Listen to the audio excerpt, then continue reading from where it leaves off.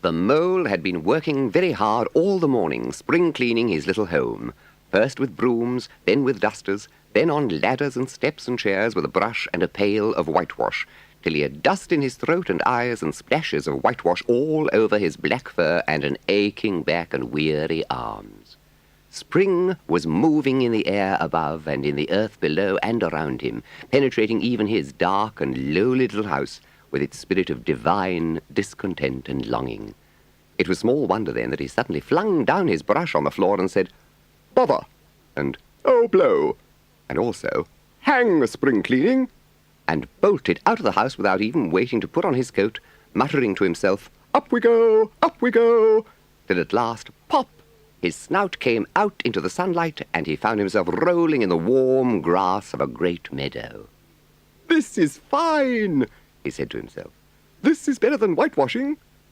The sunshine struck hot on his fur, soft breezes caressed his heated brow, and after the seclusion of the cellarage he had lived in so long, the carol of happy birds fell on his dulled hearing almost like a shout. Jumping off all his 4 legs at once, in the joy of living and the delight of spring without its cleaning, he pursued his way across the meadow. It all seemed too good to be true. Hither and thither he rambled busily along the hedgerows, across the copses, and instead of having an uneasy conscience pricking him and whispering, "Whitewash," he somehow could only feel how jolly it was to be the only idle dog among all these busy citizens. He thought his happiness was complete when, as he meandered aimlessly along, suddenly he stood by the edge of a full-fed river. Never in his life had he seen a river before. This sleek, sinuous, full-bodied animal, chasing and chuckling, gripping things with a gurgle and leaving them with a laugh to fling himself on fresh playmates that shook themselves free and were caught and held again. All was a shake and a shiver, glints and gleams and sparkles, rustle and whirl, chatter and bubble. As he sat on the grass and looked across the river, a dark hole in the bank opposite, just above the water's edge, caught his eye. As he gazed, something bright and small seemed to twinkle down in the heart of it, vanished, then twinkled once more like a tiny star. But it could hardly be a star in such an unlikely situation, and it was too glittering and small for a glow-worm. Then, as he looked, it winked at him, and so declared itself to be an eye, and a small face began gradually to grow up round it, like a frame round a picture. A brown face with whiskers. A grave, round face with the same twinkle in its eye that had first attracted his notice. Small, neat ears and thick, silky hair. It was the water rat. Then the two animals stood and regarded each other cautiously. "Hello, Mole," said the water rat. "Hello, Rat," said the Mole. "Would you like to come over?" inquired the Rat presently. "Oh, it's all very well to talk," said the Mole rather pettishly, being new to a river and riverside life and its ways. The Rat said nothing, but stooped and unfastened a rope and hauled on it, then lightly stepped into a little boat, which the Mole had not observed. It was painted blue outside and white within, and was just the size for 2 animals, and the Mole's whole heart went out to it at once, even though he did not yet fully understand its uses. The Rat sculled smartly across and made fast. Then he held up his forepaw as the Mole stepped gingerly down. "Lean on that," he said. "Now then, step lively." And the Mole, to his surprise and rapture, found himself actually seated in the stern of a real boat. "This has been a wonderful day," said he, as the Rat shoved off and took to the sculls again. "Do you know, I have never been in a boat before in all my life." "What?" cried the Rat, open-mouthed. "Never been in a... You never... Well, What have you been doing, then?" "Is it so nice as all that?" asked the Mole shyly. "Nice? It's the only thing," said the Water Rat solemnly as he leaned forward for his stroke. Believe me, my young friend, there is nothing, absolutely nothing, half so much worth doing as simply messing about in boats. Simply messing, he went on dreamily, messing about in boats. Messing. "Look ahead, Rat!" cried the mole suddenly. It was too late. The boat struck the bank full tilt. The dreamer, the joyous oarsman, lay on his back at the bottom of the boat, his heels in the air. About in boats, or with boats, The rat went on composedly, picking himself up with a pleasant laugh. Look here, if you've really nothing else on hand this morning, supposing we drop down the river together and have a long day of it. The mole waggled his toes from sheer happiness, spread his chest with a sigh of full contentment, and leaned back blissfully into the soft cushions. "What a day I'm having," he said. "Let us start at once." Hold hard a minute, then, said the rat. He looped the painter through a ring in his landing stage, climbed up into his hole above, and after a short interval reappeared, staggering under a fat wicker luncheon basket. Shove that under your feet, he observed to the mole as he passed it down into the boat. Then he untied the painter and took the sculls again. "What's inside it?" asked the mole, wriggling with curiosity.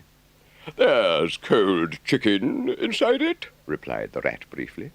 Cold tongue, cold ham, cold beef, pickled gherkins, salad, French rolls, crisp sandwiches, potted meat, ginger beer, lemonade, soda water. "Oh, stop, stop!" cried the mole in ecstasies. "This is too much." Do you really think so? Inquired the rat seriously. It's only what I always take on these little excursions, and the other animals are always telling me that I'm a mean beast and cut it very fine. The mole never heard a word he was saying. Absorbed in the new life he was entering upon, intoxicated with the sparkle, the ripple, the scents, the sounds of the sunlight, he trailed a paw in the water and dreamed long, waking dreams. "So this is a river," he remarked at length. The river, corrected the rat. "And you really live by the river? What a jolly life!" By it, with it, and on it, and in it, said the rat. It's brother and sister to me, and aunts, and company, and food and drink, and, naturally, washing. It's my world, and I don't want any other. "What lies over there?" asked the mole, waving a paw towards a background of woodland that darkly framed the water meadows on one side of the river. That? Oh, that's just the wild wood, said the rat shortly. We don't go there very much, we river bankers. Aren't they very nice people in there?" said the mole, a trifle nervously. Well, let me see. The squirrels are all right, and the rabbits. Some of them, the rabbits are a mixed lot. And then there's Badger, of course. He lives right in the heart of it. Wouldn't live anywhere else either. Dear old Badger, and nobody interferes with him. They'd better not, he added significantly. "Why, who should interfere with him?" asked the mole. Well, of course, there are others, explained the rat in a hesitating sort of way. Weasels and stoats and foxes and so on, they're all right in a way. I'm very good friends with them, pass the time of day when we meet and all that. But they break out sometimes, there's no denying it, and then, well, you can't really trust them, and that's the fact. The rat brought the boat alongside the bank, made her fast, helped the still awkward mole safely ashore, and swung out the luncheon basket. When all was ready, the rat said, Now, pitch in, old fellow. And the mole was indeed very glad to obey. What are you looking at? Said the rat presently, when the edge of their hunger was somewhat dulled, and the mole's eyes were able to wander off the tablecloth a little. "I am looking," said the mole, "at a streak of bubbles that I see travelling along the surface of the water. That is a thing that strikes me as funny." Bubbles? Ho, ho, said the rat, and chirruped cheerily in an inviting sort of way. A broad, glistening muzzle showed itself above the edge of the bank, and the otter hauled himself out and shook the water from his coat. "Greedy beggars," he observed, making for the provender. "why didn't you invite me, Ratty?" This was an impromptu affair, explained the rat. By the way, my friend, Mr. Mole. "Proud, I'm sure," said the otter, and the two animals were friends forthwith. "Such a rumpus everywhere," continued the otter. "All the world seems out on the river today. I came up this backwater to try and get a moment's peace, and then stumble upon you fellows. At least, I beg your pardon, I don't exactly mean that, you know." Well, tell us, urged the rat. Who's out on the river? "Toad's out, for one," replied the otter. "It is brand new wager boat. New togs, new everything." The two animals looked at each other and laughed. Once it was nothing but sailing. Then he tired of that and took to punting. It's all the same. Whatever he takes up, he gets tired of it and starts on something fresh. "Such a good fellow, too," remarked the otter reflectively. "But no stability, especially in a boat." From where they sat, they could get a glimpse of the main stream across the island that separated them. And just then, a wager boat flashed into view. The rower, a short, stout figure, splashing badly and rolling a good deal, but working his hardest. The rat stood up and hailed him, but Toad, for it was he, shook his head and settled sternly to his work. He'll be out of the boat in a minute if he rolls like that, said the rat, sitting down again. "Of course he will," chuckled the otter. "Did I ever tell you that good story about Toad and the lock-keeper? It happened this way. Toad—" An errant mayfly swerved unsteadily athwart the current in the intoxicated fashion affected by young bloods of mayflies seeing life. A swirl of water and a cloop, and the mayfly was visible no more. Neither was the otter. But again there was a streak of bubbles on the surface of the river. Well, well, said the rat. I suppose we ought to be moving. I wonder which of us had better pack the luncheon basket. He did not speak as if he was frightfully eager for the treat. "Oh, please, let me," said the mole. So, of course, the rat let him. When they got home, the rat made a bright fire in the parlour and planted the mole in an armchair in front of it, having fetched down a dressing-gown and slippers for him, and told him river stories till supper-time. Supper was a most cheerful meal, but very shortly afterwards a terribly sleepy mole had to be escorted upstairs by his considerate host to the best bedroom, where he soon laid his head on his pillow in great peace and contentment, knowing that his new-found friend the river was lapping the sill of his window. This day was only the first of many similar ones for the emancipated mole, each of them longer and fuller of interest as the ripening summer moved onward. He learnt to swim and to row, and entered into the joy of running water, and with his ear to the reed stems he caught at intervals something of what the wind went whispering so constantly among them. "Ratty," said the mole suddenly one bright summer morning, "if you please, I want to ask you a favour. What I wanted to ask you was, won't you take me to call on Mr. Toad? I've heard so much about him, and I do so want to make his acquaintance."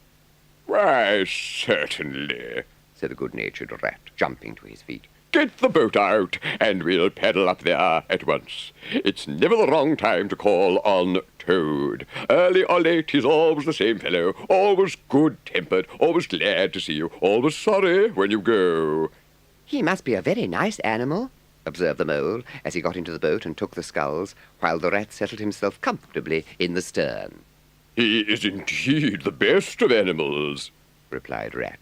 So simple, so good-natured, and so affectionate. Perhaps he is not very clever. We can't all be geniuses, and it may be that he is both boastful and conceited. But he has got some great qualities, has Toady. Rounding a bend in the river, they came in sight of a handsome, dignified old house of mellowed red brick, with well-kept lawns reaching down to the water's edge. There's Toad Hall, said the rat. Toad is rather rich, you know, and this is really one of the nicest houses in these parts, though we never admit as much to Toad. They glided up the creek, and the mole shipped his sculls as they passed into the shadow of a large boat-house. Here they saw many handsome boats slung from the crossbeams or hauled up on a slip, but none in the water, and the place had an unused and a deserted air. The rat looked round him. I understand, said he. Boating is played out. He's tired of it and done with it. I wonder what new fad he's taken up now. Come along and let's look him up. We shall hear all about it quite soon enough. They disembarked and strolled across the gay, flower-decked lawns in search of Toad, whom they presently happened upon resting in a wicker garden chair, with a preoccupied expression of face and a large map spread out on his knees. Hooray! He cried, jumping up on seeing them. This is splendid. He shook the paws of both of them warmly, never waiting for an introduction to the mole. How kind of you, he went on, dancing round them. I was just going to send a boat down the river for you, Ratty, with strict orders that you were to be fetched up here at once, whatever you were doing. You are the very animals I wanted. You've got to help me. It's most important. It's about your rowing, I suppose, said the rat with an innocent air. You're getting on fairly well, though you splash a good bit still. With a great deal of patience and any quantity of coaching, you may— Oh, pooh, boating, interrupted the Toad in great disgust. Silly boyish amusement. I've given that up long ago. Sure waste of time, that's what it is. He led the way to the stable yard, the rat following with a most mistrustful expression, and there, drawn out of the coach-house into the open, they saw a gypsy caravan, shining with newness, painted a canary yellow, picked out with green and red wheels. There you are, cried the Toad, straddling and expanding himself. There's real life for you, embodied in that little cart. The open road, the dusty highway, the heath, the common, the hedgerows, the rolling downs, the whole world before you, and a horizon that's always changing. And mind, this is the very finest cart of its sort that was ever built, without any exception. Come inside and look at the arrangements. It was indeed very compact and comfortable. All complete, said the Toad triumphantly, pulling open a locker. You see, biscuits, potted lobster, sardines, everything you can possibly want. You'll find that nothing whatever has been forgotten when we make our start this afternoon. I beg your pardon, said the rat slowly as he chewed a straw. But did I overhear you say something about we and start and this afternoon? Now, you dear good old Ratty, don't begin talking in that stiff and sniffy sort of way, because you know you've got to come. I can't possibly manage without you, so please consider it settled and don't argue. It's the one thing I can't stand. You surely don't mean to stick to your dull, fusty old river all your life and just live in a hole in a bank and boat? I want to show you the world. I'm going to make an animal of you, my boy. I don't care, said the rat doggedly. I'm not coming, and that's flat. And I am going to stick to my old river and live in a hole and boat as I've always done. And what's more, Mole's going to stick to me and do as I do, aren't you, Mole? Oh, of course I am, said the Mole loyally. I'll always stick to you, Rat, and what you say is to be, has got to be. All the same, it sounds as if it might have been, well, rather fun, you know. The rat saw what was passing in his mind and wavered. He hated disappointing people, and he was fond of the Mole, and would do almost anything to oblige him. Toad was watching both of them closely. Come along in and have some lunch. he said diplomatically, "and we'll talk it over. We needn't decide anything in a hurry. Of course, I don't really care. I only want to give pleasure to you fellows. Live for others. That's my motto." During luncheon, which was excellent, of course, as everything at Toad Hall always was, the Toad simply let himself go. Disregarding the rat, he proceeded to play upon the inexperienced Mole as on a harp. Somehow it soon seemed taken for granted by all three of them that the trip was a settled thing, and the rat, though still unconvinced in his mind, allowed his good nature to override his personal objections. He could not bear to disappoint his two friends, who were already deep in schemes and anticipations, planning out each day's separate occupation for several weeks ahead. When they were quite ready, the now triumphant Toad led his companions to the paddock and set them to capture the old grey horse. It was a golden afternoon. The smell of the dust they kicked up was rich and satisfying. Out of thick orchards on either side of the road, birds called and whistled to them cheerily. Good-natured wayfarers passing them gave them "good day," or stopped to say nice things about their beautiful cart, and rabbits, sitting at their front doors in the hedgerows, held up their forepaws and said, "Oh my, oh my, oh my."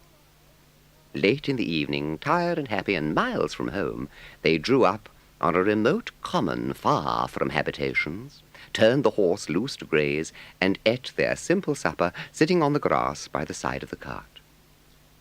After so much open air and excitement, the Toad slept very soundly, and no amount of shaking could rouse him out of bed next morning. So the Mole and Rat turned to, quietly and manfully, and while the Rat saw to the horse and lit a fire and cleaned last night's cups and platters and got things ready for breakfast, the Mole trudged off to the nearest village, a long way off, for milk and eggs and various necessaries the Toad had, of course, forgotten to provide. They had a pleasant ramble that day over grassy downs and along narrow by-lanes, and camped, as before, on a common. Only this time the two guests took care that Toad should do his fair share of work. In consequence, when the time came for starting next morning, Toad was by no means so rapturous about the simplicity of the primitive life, and indeed attempted to resume his place in his bunk, whence he was hauled by force. They were strolling along the high road easily, the Mole by the horse's head, talking to him, since the horse had complained that he was being frightfully left out of it, when far behind them they heard a faint warning hum, like the drone of a distant bee. Glancing back, they saw a small cloud of dust with a dark centre of energy advancing on them at incredible speed, while from out of the dust a faint poop-poop wailed like an uneasy animal in pain. Hardly regarding it, they turned to resume their conversation, when in an instant, as it seemed, the peaceful scene was changed, and with a blast of wind and a whirl of sound that made them jump for the nearest ditch, it was on them. The poop-poop rang with a brazen shout in their ears. They had a moment's glimpse of an interior of glittering plate glass and rich morocco, and the magnificent motor car, immense, breath-snatching, passionate, with its pilot tense and hugging at its wheel, possessed all earth and air for the fraction of a second, flung an enveloping cloud of dust that blinded and enwrapped them utterly, and then dwindled as a speck in the far distance, changed back into a droning bee once more. The old grey horse, dreaming as he plodded along of his quiet paddock, in a new raw situation such as this, simply abandoned himself to his natural emotions, rearing, plunging, backing steadily in spite of all the Mole's efforts at his head and all the Mole's lively language directed at his better feelings. He drove the cart backwards towards the deep ditch at the side of the road. It wavered an instant, then there was a heart-rending crash, and the canary-coloured cart, their pride and their joy, lay on its side in the ditch. An irredeemable wreck. The Rat danced up and down in the road, simply transported with passion. "You villains!" he shouted, shaking both fists. "You scoundrels! You highwaymen! You road hogs! I'll have the law on you! I'll report you! I'll take you through all the courts!" Toad sat straight down in the middle of the dusty road, his legs stretched out before him, and stared fixedly in the direction of the disappearing motor car. He breathed short. His face wore a placid, satisfied expression, and at intervals he faintly murmured, "Poop, poop." The mole was busy trying to quiet the horse, which he succeeded in doing after a time. Then he went to look at the cart on its side in the ditch. The rat came to help him, but their united efforts were not sufficient to right the cart. "Hey, Toad," he cried. "Come bear a hand, can't you?" The rat returned and shook him by the shoulder. "Are you coming to help us, Toad?" Glorious, stirring sight. Murmured Toad, never offering to move. The poetry of motion, the real way to travel, the only way to travel. Here today, and in next week, tomorrow. Villages skipped, towns and cities jumped. Always somebody else's horizon. Oh, bliss, oh, poop, poop, oh, my, oh, my. Stop being an ass, Toad, cried the mole despairingly. And to think I never knew, went on the Toad in a dreamy monotone. all those wasted years that lie behind me, I never knew and never even dreamt. But now that I know, now that I fully realize, oh, what a flowery track lies before me. Henceforth, what dust clouds shall spread up behind me as I speed on my reckless way? What carts I shall fling carelessly into the ditch in the wake of my magnificent onset? Horrid little carts, common little carts, canary-coloured carts. What are we to do with him? Asked the mole of the water rat. Nothing at all, replied the rat firmly. Because there is really nothing to be done. You see, I know him from of old. He is now possessed. He has got a new craze. Never mind him. Let's go and see what there is to be done about the cart. A careful inspection showed them that, even if they succeeded in righting it by themselves, the cart would travel no longer. The axles were in a hopeless state, and the missing wheel was shattered into pieces. The rat knotted the horse's reins over his back and took him by the head. Come on, he said grimly to the mole. It's 5 or 6 miles to the nearest town, and we shall just have to walk it. But what about Toad? Asked the mole anxiously as they set off together. We can't leave him here, sitting in the middle of the road by himself in the distracted state he's in. It's not safe. Supposing another thing were to come along. Oh, bother, Toad, said the rat savagely. I've done with him. They had not proceeded very far on their way, however, when there was a pattering of feet behind them, and Toad caught them up and thrust a paw inside the elbow of each of them, still breathing short and staring into vacancy. Now look here, Toad, said the rat sharply. As soon as we get to the town, you'll have to go straight to the police station and see if they know anything about that motor car and who it belongs to, and lodge a complaint against it. And then you'll have to go to a blacksmith's or a wheelwright's and arrange for the cart to be fetched and mended and put to rights. Police station complaint, murmured Toad dreamily. Me complain of that beautiful, that heavenly vision that has been vouchsafed me. Mend the cart. I've done with carts forever. The rat turned from him in despair. You see what it is, he said to the mole, addressing him across Toad's head. It's quite hopeless. I give it up. On reaching the town, they went straight to the station and deposited Toad in the second-class waiting room, giving the porter 2d to keep a strict eye on him. Then they left the horse at an inn stable and gave what directions they could about the cart and its contents. Eventually, a slow train having landed them at a station not very far from Toad Hall, they escorted the spellbound and sleepwalking Toad to his door, put him inside it, and instructed his housekeeper to feed him, undress him, and put him to bed. Then they got out their boat from the boathouse, sculled down the river home, and at a very late hour sat down to supper in their own cosy riverside parlour, to the rat's great joy and contentment. The following evening, the mole, who had risen late and taken things very easy all day, was sitting on the bank fishing when the rat came strolling along to find him. "Heard the news?" he said. "There's nothing else being talked about all along the river bank. Toad went up to town by an early train this morning, and he has ordered a large and very expensive motor car." The mole had long wanted to make the acquaintance of the badger.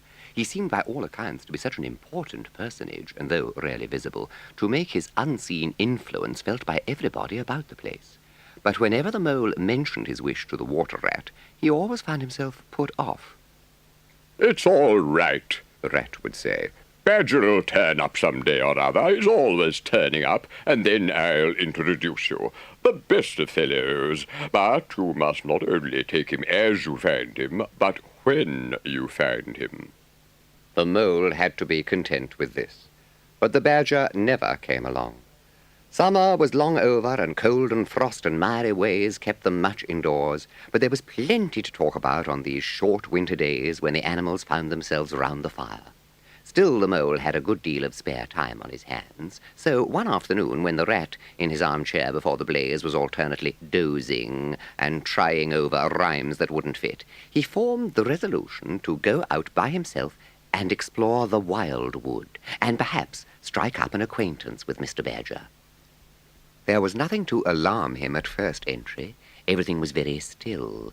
The dusk advanced on him steadily, rapidly, gathering in behind and before, and the light seemed to be draining away like flood water. Then the faces began. It was over his shoulder and indistinctly that he first thought he saw a face, a little evil, wedge-shaped face, looking out at him from a hole. When he turned and confronted it, the thing had vanished. He swung off the path and plunged into the untrodden places of the wood. Then the whistling began. Very faint and shrill it was, and far behind him when first he heard it, but somehow it made him hurry forward. Then, still very faint and shrill, it sounded far ahead of him, and made him hesitate and want to go back. They were up and alert and ready, evidently, whoever they were, and he was alone and unarmed and far from any help, and the night was closing in. Then the pattering began. He thought it was only falling leaves at first, so slight and delicate was the sound of it. Then, as it grew, it took a regular rhythm, and he knew it for nothing else but the pat, pat, pat of little feet, still a very long way off.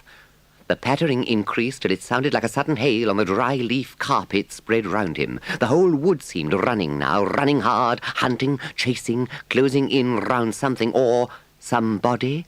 At last he took refuge in the dark, deep hollow of an old beech tree, and as he lay there, panting and trembling, and listening to the whistlings and the patterings outside, he knew it at last, that thing which the rat had vainly tried to shield him from, the terror of the wild wood. Meantime, the rat, warm and comfortable, dozed by his fireside. Then a coal slipped, the fire crackled and sent up a spurt of flame, and he woke with a start.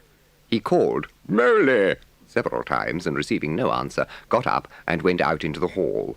The mole's cap was missing from its accustomed peg. His galoshes, which always lay by the umbrella stand, were also gone. The rat left the house and carefully examined the muddy surface of the ground outside, hoping to find the mole's tracks.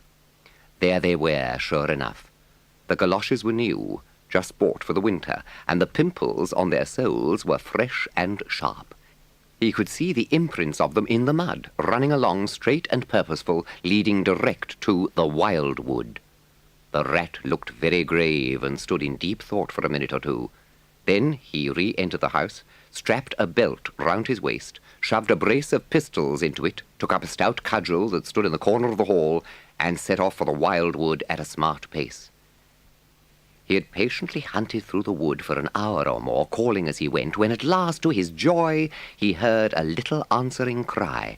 Guiding himself by the sound, he made his way through the gathering darkness to the foot of an old beech tree with a hole in it, and from out of the hole came a feeble voice saying, "Ratty, is that really you?" The rat crept into the hollow, and there he found the mole, exhausted and still trembling. "Oh, Rat," he cried. "I've been so frightened you can't think."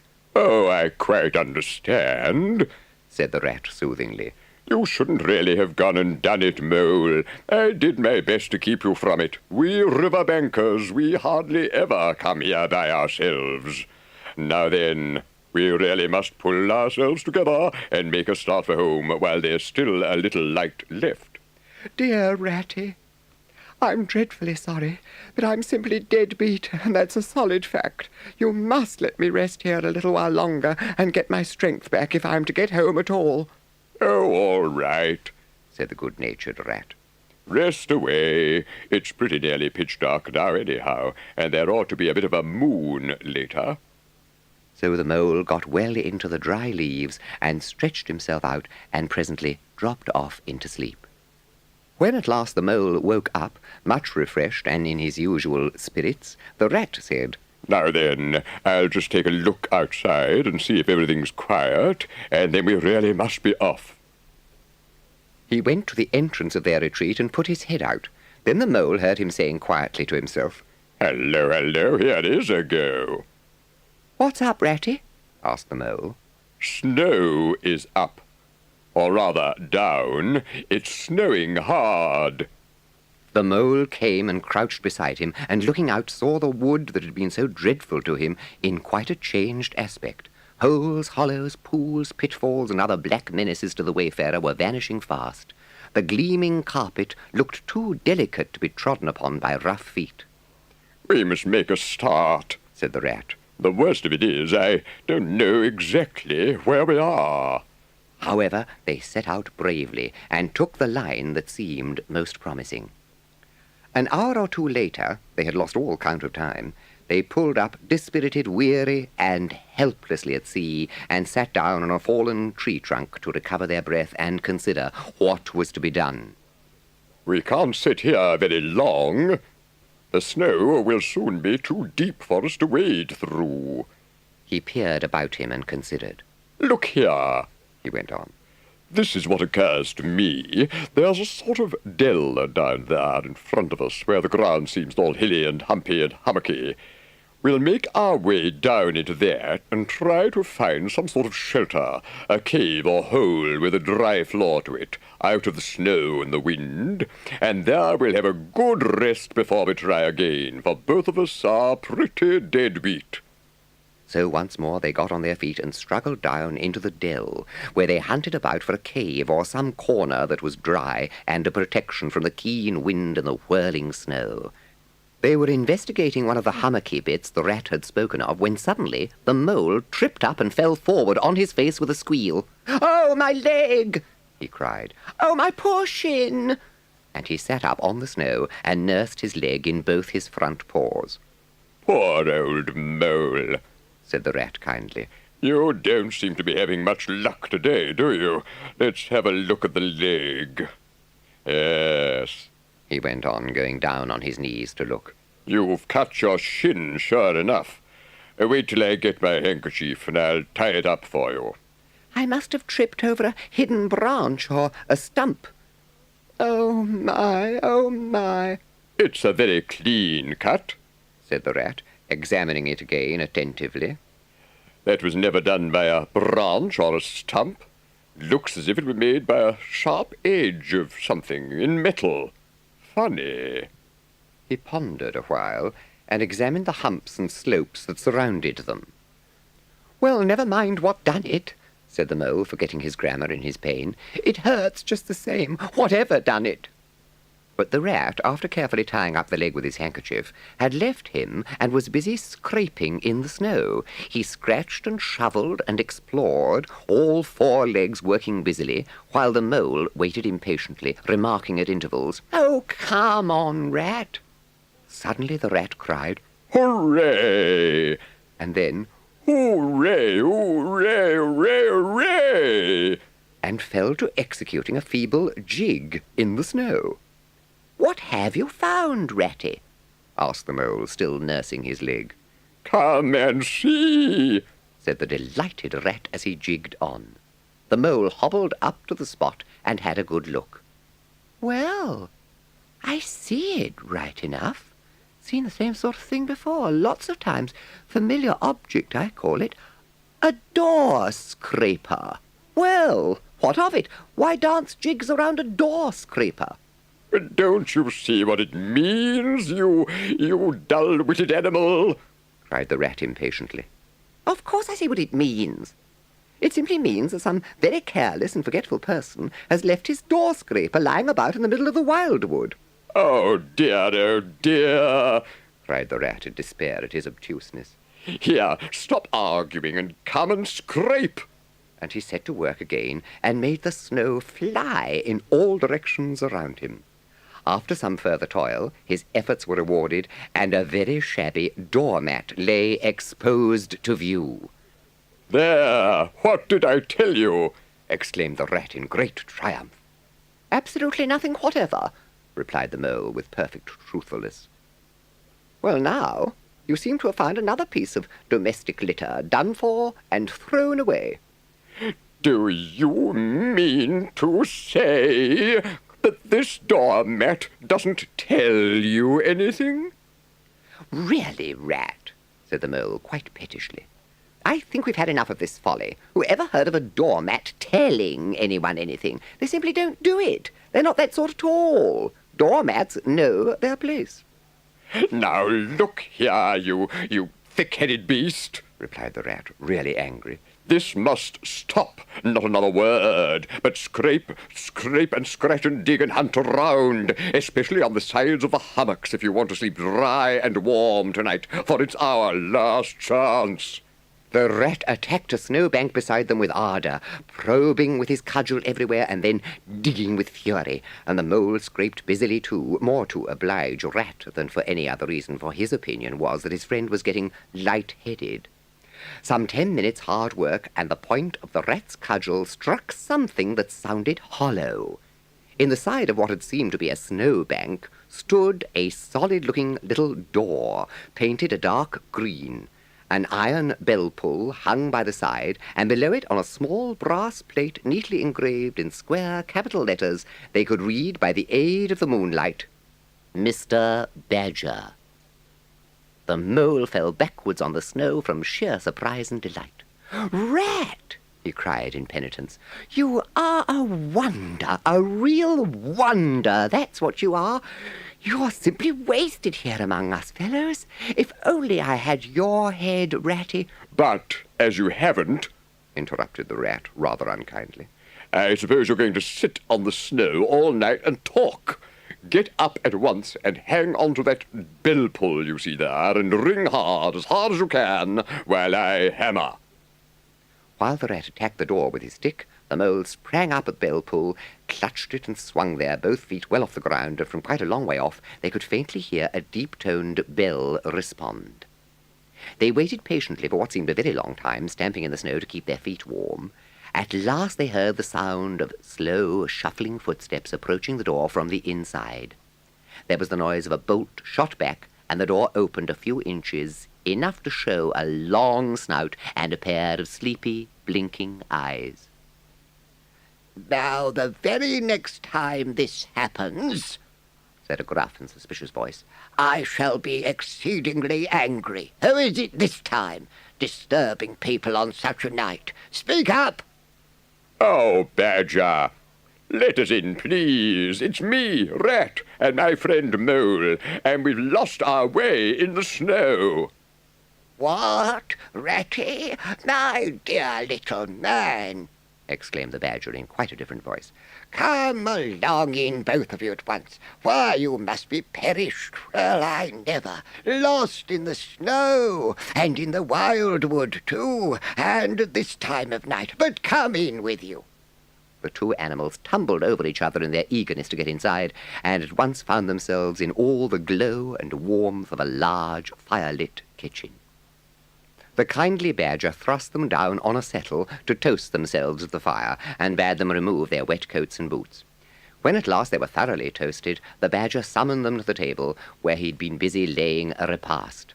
They had felt pretty hungry before, but when they actually saw at last the supper that was spread before them, Really, it seemed only a question of what they should attack first, where all was so attractive, and whether the other things would obligingly wait for them till they'd time to give them attention. Conversation was impossible for a long time, and then, when it was slowly resumed, it was that regrettable sort of conversation that results from talking with your mouth full.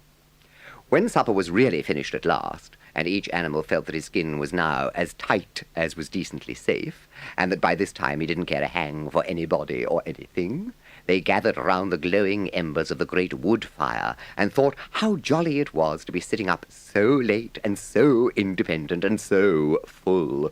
And after they'd chatted for a long time about things in general, the Badger said heartily, "Now then, tell us the news from your part of the world. How's old Toad going on?" From bad to worse, said the Rat gravely, while the Mole cocked up on a settle, and, basking in the firelight, his heels higher than his head, tried to look properly mournful. Another smash-up only last week, and a bad one. You see, he will insist on driving himself, and he's hopelessly incapable. If he'd only employ a decent, steady, well-trained animal, pay him good wages, and leave everything to him, he'd get on all right. But no, he is convinced he's a heaven-born driver, and nobody could teach him anything, and all the rest follows. "How many has he had?" inquired the Badger gloomily. Smashes or machines? Asked the Rat. Oh, well, after all, it's the same thing with Toad. This is the 7th. As for the others, you know that coach house of his? Well, it's piled up, literally piled up to the roof, with fragments of motor cars, none of them bigger than your hat. That accounts for the other 6, so far as they can be accounted for. "Very well, then," said the Badger. "When once the year has really turned and the nights are shorter, and halfway through them one rouses and feels fidgety and wanting to be up and doing by sunrise, if not before, you know—" Both animals nodded gravely. They knew. "Well, then," went on the Badger, "we, that is, you and me, and our friend the Mole here, we'll take Toad seriously in hand. We'll stand no nonsense whatever. We'll bring him back to reason by force, if need be. We'll make him be a sensible Toad. We'll—" "You're asleep, Rat." No, not me," said the Rat, waking up with a jerk. "He's been asleep 2 or 3 times since supper," said the Mole, laughing. "Well, it's time we were all in bed," said the Badger, getting up and fetching flat candlesticks. "Come along, you two, and I'll show you your quarters. And take your time tomorrow morning. Breakfast at any hour you please." In accordance with the kindly Badger's injunctions, the 2 tired animals came down to breakfast very late next morning, and found a bright fire burning in the kitchen, and 2 young hedgehogs sitting on a bench at the table, eating oatmeal porridge out of wooden bowls. The hedgehogs dropped their spoons, rose to their feet, and ducked their heads respectfully as the 2 entered. "There, sit down, said the Rat pleasantly, "and go on with your porridge. Where have you youngsters come from? Lost your way in the snow, I suppose?" "Yes, sir," said the elder of the 2 hedgehogs respectfully. "Me and little Billy here, we was trying to find our way to school. Mother would have us go, and of course we lost ourselves, sir, and Billy he got frightened and took and cried, being young and faint-hearted. And at last we happened up against Mr. Badger's back door, and made so bold as to knock, sir, for Mr. Badger he's a kind-hearted gentleman, as everyone knows." "I understand," said the Rat, cutting himself some rashers from a side of bacon, while the Mole dropped some eggs into a saucepan. "And what's the weather like outside? You needn't sir me quite so much," he added. "Oh, terrible bad, sir, terrible deep, the snow is. No getting out for the likes of you gentlemen today." The front door-bell clanged loudly, and the Rat, who was very greasy with buttered toast, sent Billy, the smaller hedgehog, to see who it might be. There was a sound of much stamping in the hall, and presently Billy returned in front of the Otter, who threw himself on the Rat with an embrace and a shout of affectionate greeting. "Get off!" spluttered the Rat with his mouth full. Thought I should find you here, all right, said the otter cheerfully. They were all in a great state of alarm along the river bank when I arrived this morning. Rat never been home all night, nor mole either. Something dreadful must have happened, they said, and the snow had covered up all your tracks, of course. But I knew that when people were in any fix, they mostly went to the badger, or else badger got to know it somehow, so I came straight off here, through the wildwood and the snow. Weren't you at all, nervous? Asked the mole, some of yesterday's terror coming back to him at the mention of the wildwood. Nervous? The otter showed a gleaming set of strong white teeth as he laughed. I'd give 'em nerves if any of 'em tried anything on with me. Here, Mole, fry me some slices of ham like the good little chap you are. I'm frightfully hungry, and I've got any amount to say to Ratty here. Haven't seen him for an age. So the good-natured mole, having cut some slices of ham, set the hedgehogs to fry it, and returned to his own breakfast, while the otter and the rat, their heads together, eagerly talked river shop, which is long shop and talk that is endless, running on like the babbling river itself. A plate of fried ham had just been cleared and sent back for more, when the badger entered, yawning and rubbing his eyes, and greeted them all in his quiet, simple way, with kind inquiries for everyone. "It must be getting on for luncheon time," he remarked to the otter. "Better stop and have it with us. You must be hungry this cold morning." The rat, however, was anxious to be off and attend to his river, so the badger, taking up his lantern, led the way along a damp and airless tunnel that wound and dipped, part vaulted, part hewn through solid rock for a weary distance that seemed to be miles. At last daylight began to show itself confusedly through tangled growth overhanging the mouth of the passage, and the badger, bidding them a hasty good-bye, pushed them hurriedly through the opening, made everything look as natural as possible again with creepers, brushwood, and dead leaves, and retreated. They found themselves standing on the very edge of the wildwood. The otter, as knowing all the paths, took charge of the party, and they trailed out on a bee-line for a distant stile. As he hurried along, eagerly anticipating the moment when he would be at home again among the things he knew and liked, the mole saw clearly that he was an animal of tilled field and hedgerow, the frequented pasture, the lane of evening lingerings, the cultivated garden plot. For others, the asperities that went with nature in the rough, he must be wise, must keep to the pleasant places in which his lines were laid, and which held adventure enough in their way to last for a lifetime. It was a bright morning in the early part of summer. The river had resumed its wonted banks and its accustomed pace, and a hot sun seemed to be pulling everything green and bushy and spiky up out of the earth towards him as if by strings. The mole and the water rat were finishing breakfast in their little parlour and eagerly discussing their plans for the day when a heavy knock sounded at the door. "Oh, bother," said the rat, all over egg. "See who it is, Mole, like a good chap, since you've finished." The mole went to attend the summons, and the rat heard him utter a cry of surprise. Then he flung the parlour door open and announced with much importance, "Mr. Badger." This was a wonderful thing indeed, that the badger should pay a formal call on them, or indeed on anybody.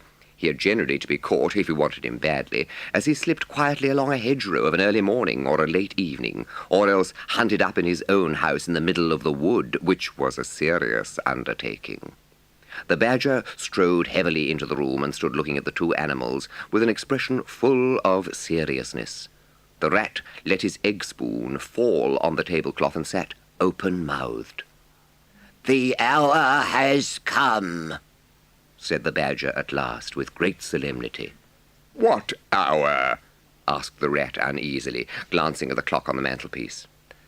"Whose hour, you should rather say," replied the badger.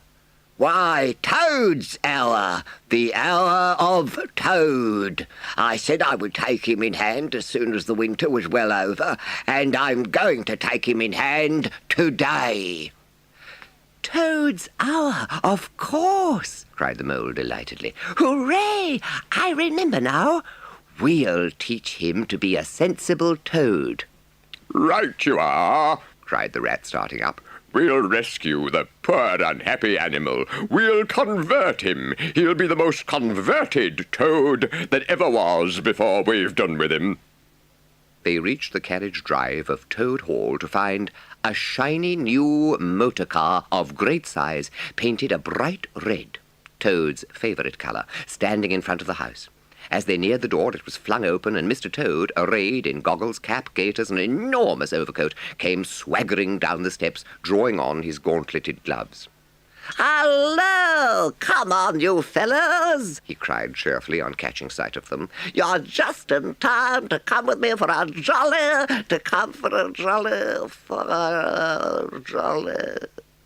His hearty accents faltered and fell away as he noticed the stern, unbending look on the countenances of his silent friends, and his invitation remained unfinished. The Badger strode up the steps. "Take him inside," he said sternly to his companions. Then, as Toad was hustled through the door, struggling and protesting, he turned to the chauffeur in charge of the new motor car. "I'm afraid you won't be wanted today," he said. "Mr. Toad has changed his mind. He will not require the car. Please understand that this is final. You needn't wait." Then he followed the others inside, took Toad firmly by the arm, led him into the smoking room, and closed the door behind them. "That's no good," said the Rat contemptuously. "Talking to Toad'll never cure him. He'll say anything." They made themselves comfortable in armchairs and waited patiently. Through the closed door they could just hear the long, continuous drone of the Badger's voice rising and falling in waves of oratory, and presently they noticed that the sermon began to be punctuated at intervals by long-drawn sobs, evidently proceeding from the bosom of Toad, who was a soft-hearted and affectionate fellow, very easily converted, for the time being, to any point of view. After some 3/4 of an hour, the door opened, and the Badger reappeared, solemnly leading by the paw a very limp and dejected Toad.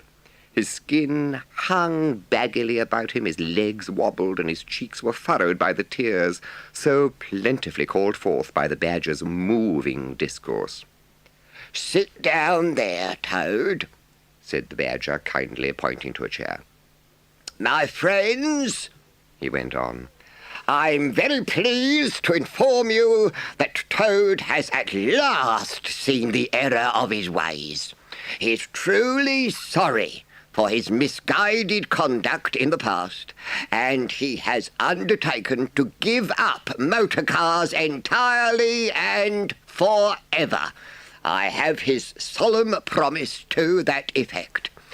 There's only one thing more to be done," continued the gratified Badger.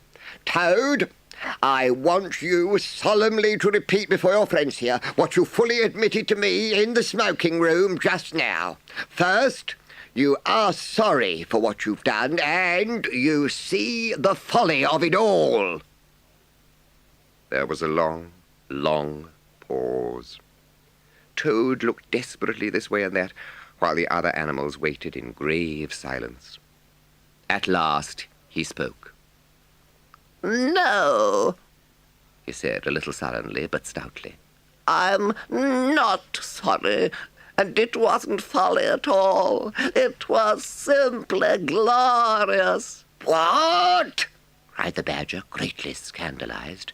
"You backsliding animal! Didn't you tell me just now in there—" "Oh, yes, in there," said Toad impatiently. "I'd have said anything in there. You're so eloquent, dear Badger, and so moving, and so convincing, and put all your points so frightfully well. You can do what you like with me in there, and you know it. But I've been searching my mind since and going over things in it, and I find that I'm not a bit sorry or repentant, really. And so it's no earthly good saying I am. Now, is it?" "Very well, then," said the Badger firmly, rising to his feet. "Since you won't yield to persuasion, we'll try what force can do. I feared it would come to this all along. You've often asked us three to come and stay with you, Toad, in this handsome house of yours. Well, now we're going to. When we've converted you to a proper point of view, we may quit, but not before. Take him upstairs, you two, and lock him up in his bedroom while we arrange matters between ourselves. It's for your own good, Toady, you know, said the rat kindly, as Toad, kicking and struggling, was hauled up the stairs by his two faithful friends. They descended the stair, Toad shouting abuse at them through the keyhole, and the three friends then met in conference on the situation. It's going to be a tedious business, said the Badger, sighing. I've never seen Toad so determined. However, we will see it out. He must never be left for an instant unguarded. We shall have to take it in turns to be with him till the poison has worked itself out of his system. They arranged watches accordingly. Each animal took it in turns to sleep in Toad's room at night, and they divided the day up between them. At first, Toad was undoubtedly very trying to his careful guardians. As time passed, however, he grew apparently languid and depressed. One fine morning, the rat, whose turn it was to go on duty, went upstairs to relieve Badger, whom he found fidgeting to be off and stretch his legs in a long ramble round his wood and down his earths and burrows. "How are you today, old chap?" inquired the rat cheerfully as he approached Toad's bedside. "Dear, kind rat," murmured Toad. "how little you realize my condition. But do not trouble about me. I hate being a burden to my friends, and I do not expect to be one much longer. I'm a nuisance, I know." "You are indeed. But I tell you, I'd take any trouble on earth for you, if only you'd be a sensible animal." "If I thought that, Ratty," murmured Toad, more feebly than ever, "then I would beg you, for the last time probably, to step round to the village as quickly as possible. Even now it may be too late, and fetch the doctor. Oh, but don't you bother. It's only a trouble, and perhaps we may as well let things take their course." "Why, what do you want a doctor for?" inquired the rat, coming closer and examining him. He certainly lay very still and flat, and his voice was weaker, and his manner much changed. "And, by the way," Toad continued, "while you are about it, I hate to give you additional trouble, but I happen to remember that you will pass the door. Do you mind at the same time asking the lawyer to step up? It would be a convenience to me, and there are moments, perhaps I should say there is a moment, when one must face disagreeable tasks at whatever cost to exhausted nature." "A lawyer? Oh, he must really be bad," the affrighted rat said to himself as he hurried from the room, not forgetting, however, to lock the door carefully behind him. Outside he stopped to consider. The other two were far away, and he had no one to consult. "It's best to be on the safe side," he said on reflection. "I've known Toad fancy himself frightfully bad before, without the slightest reason, but I've never heard him ask for a lawyer." The Toad, who had hopped lightly out of bed as soon as he heard the key turn in the lock, watched him eagerly from the window till he disappeared down the carriage drive. Then, laughing heartily, he dressed as quickly as possible in the smartest suit he could lay hands on at the moment, filling his pockets with cash, which he took from a small drawer in the dressing-table, and next knotting the sheets from his bed together and tying one end of the improvised rope round the central mullion of the handsome Tudor window which formed such a feature of his bedroom. He scrambled out, slid lightly to the ground, and, taking the opposite direction to the rat, marched off light-heartedly, whistling a merry tune. It was a gloomy luncheon for Rat when the Badger and the Mole at length returned, and he had to face them at table with his pitiful and unconvincing story. "He did it awfully well," said the crestfallen Rat. "He did you awfully well," rejoined the Badger hotly. However, talking won't mend matters. He's got clear away for the time, that's certain, and the worst of it is, he'll be so conceited with what he'll think is his cleverness that he may commit any folly. One comfort is we're free now and needn't waste any more of our precious time doing sentry go. But we'd better continue to sleep at Toad Hall for a while longer. Toad may be brought back at any moment on a stretcher or between two policemen. So spoke the Badger, not knowing what the future held in store, or how much water, and of how turbid a character was to run under bridges before Toad should sit at ease once again in his ancestral hall. Meanwhile, Toad, gay and irresponsible, was walking briskly along the high road some miles from home. He strode along, his head in the air, till he reached a little town where the sign of the Red Lion, swinging across the road halfway down the main street, reminded him that he'd not breakfasted that day, and that he was exceedingly hungry after his long walk. He marched into the inn, ordered the best luncheon that could be provided at so short a notice, and sat down to eat it in the coffee-room. He was about halfway through his meal when an only too familiar sound approaching down the street made him start and fall a-trembling all over. The poop-poop drew nearer and nearer. The car could be heard to turn into the inn yard and come to a stop, and Toad had to hold on to the leg of the table to conceal his overmastering emotion.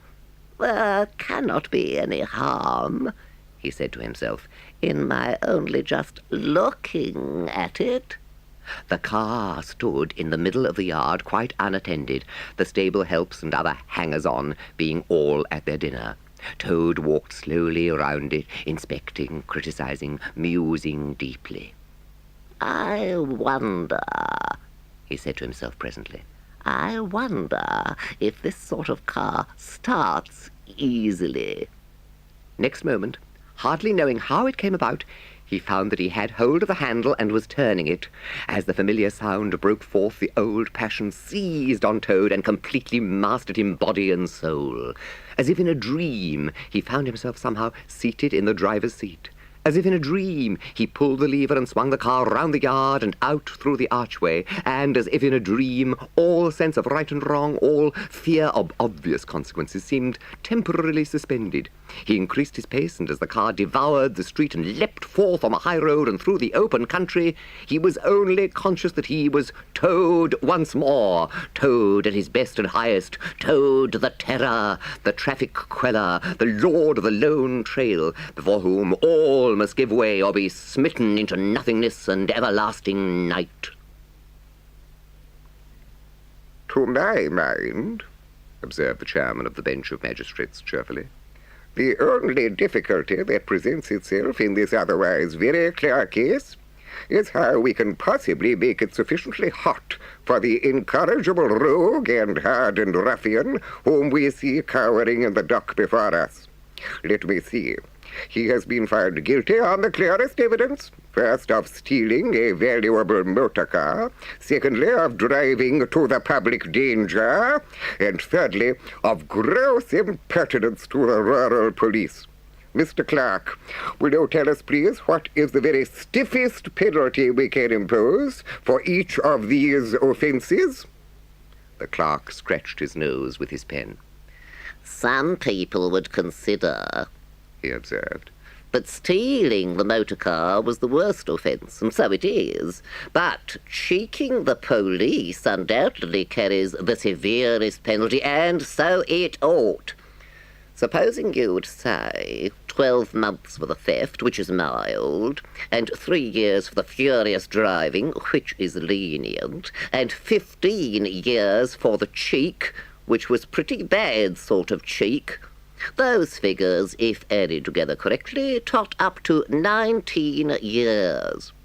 "First rate," said the chairman. So you'd better make it around 20 years and be on the safe side," concluded the clerk. "An excellent suggestion," said the chairman approvingly. "Prisoner, pull yourself together and try to stand up straight. It's going to be 20 years for you this time, and mind, if you appear before us again upon any charge whatever, we shall have to deal with you very seriously." Then the brutal minions of the law fell upon the hapless Toad, loaded him with chains, and dragged him from the courthouse, shrieking, praying, protesting, across the marketplace, below the spiky portcullis, past sentries, up time-worn winding stairs, across courtyards, where mastiffs strained their leashes, on and on, past the rack-chamber and the thumbscrew room, past the turning that led to the private scaffold, till they reached the door of the grimmest dungeon that lay in the heart of the innermost keep. There at last they paused, where an ancient jailer sat fingering a bunch of mighty keys.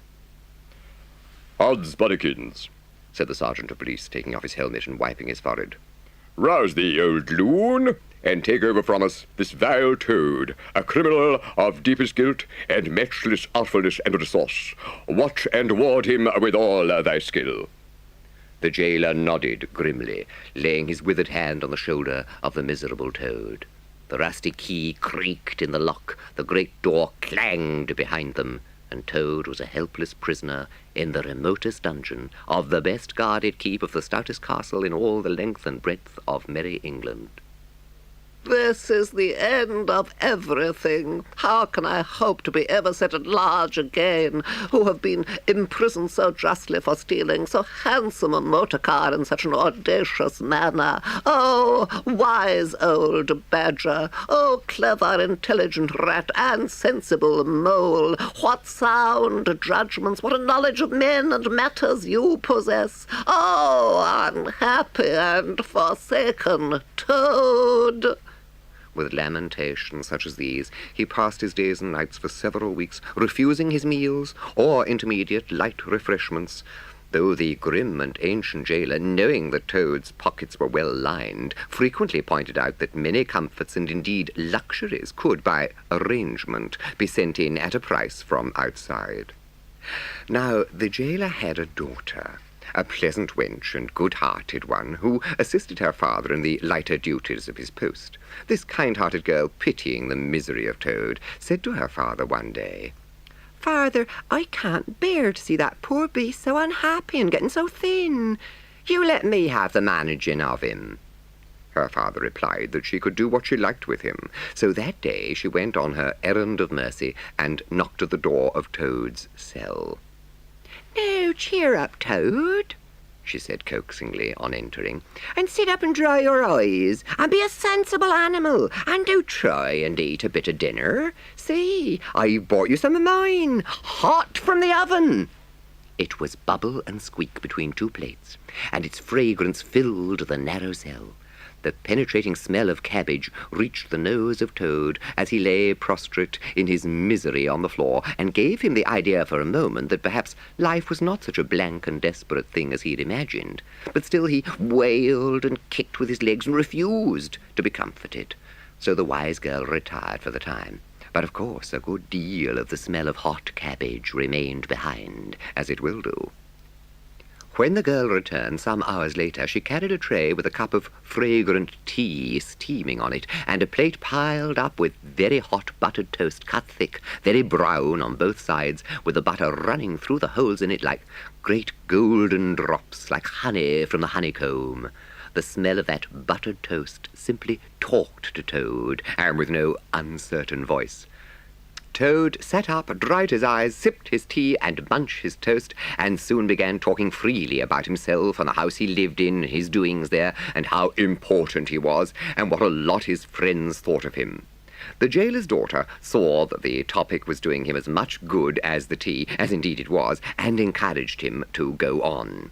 They had many interesting talks together after that as the dreary days went on, and the jailer's daughter grew very sorry for Toad and thought it a great shame that a poor little animal should be locked up in prison for what seemed to her a very trivial offence. One morning the girl was very thoughtful and answered at random, and did not seem to Toad to be paying proper attention to his witty sayings and sparkling comments. "Toad," she said presently, "just listen, please. I have an aunt who is a washerwoman." There," said Toad graciously and affably. "Never mind. Think no more about it. I have several aunts who ought to be washerwomen." "Now do be quiet a minute, Toad," said the girl. "You talk too much. That's your chief fault." As I said, I have an aunt who is a washerwoman. She does the washing for all the prisoners in this castle. Now, I think if she were properly approached, squared, I believe is the word you animals use, you could come to some arrangement by which she would let you have her dress and bonnet and so on, and you could escape from the castle as the official washerwoman. You're very alike in many respects, particularly about the figure. We're not, said the Toad in a huff. I have a very elegant figure for what I am. So is my aunt, replied the girl, for what she is. But now that your own way, you horrid, proud, ungrateful animal, when I'm sorry for you and trying to help you. Honest Toad was always ready to admit himself in the wrong. You are a good, kind, clever girl, he said, and I am indeed a proud and stupid Toad. Introduce me to your worthy aunt, if you will be so kind, and I have no doubt that the excellent lady and I will be able to arrange terms satisfactory to both parties. Next evening the girl ushered her aunt into Toad's cell, bearing his week's washing pinned up in a towel. The old lady had been prepared beforehand for the interview, and the sight of certain golden sovereigns that Toad had thoughtfully placed on the table in full view practically completed the matter and left little further to discuss. In return for his cash, Toad received a cotton print gown, an apron, a shawl, and a rusty black bonnet. "Now it's your turn, Toad," said the girl. "Take off that coat and waistcoat of yours. You're fat enough as it is." Shaking with laughter, she proceeded to hook and eye him into the cotton print gown, arranged the shawl with a professional fold, and tied the strings of the rusty bonnet under his chin. "You're the very image of her," she giggled. "Only I'm sure you'd never look half so respectable in your life before. Now, goodbye, Toad, and good luck." With a quaking heart, but as firm a footstep as he could command, Toad set forth cautiously on what seemed to be a most harebrained and hazardous undertaking. It seemed hours before he crossed the last courtyard, but at last he heard the wicket gate in the great outer door click behind him, felt the fresh air of the outer world upon his anxious brow, and knew that he was free. Dizzy with the easy success of his daring exploit, he walked quickly towards the lights of the town. As he walked along, considering, his attention was caught by some red and green lights a little way off to one side of the town, and the sound of puffing and snorting of engines and the banging of shunted trucks fell on his ear. Aha! he thought. This is a piece of luck. A railway station is the thing I want most in the whole world at this moment. He made his way to the station accordingly, and went off to the booking office to buy his ticket. He gave the name of the station that he knew to be nearest to the village, of which Toad Hall was the principal feature, and mechanically put his fingers, in search of the necessary money, where his waistcoat pockets should have been. Then, to his horror, he recollected that he had left both coat and waistcoat behind him in his cell, and with them his pocketbook, money, keys, watch, matches, pencil case, all that makes life worth living, all that distinguishes the many-pocketed animal, the lord of creation, from the inferior one-pocketed or no-pocketed productions that hop or trip about permissively, unequipped for the real contest.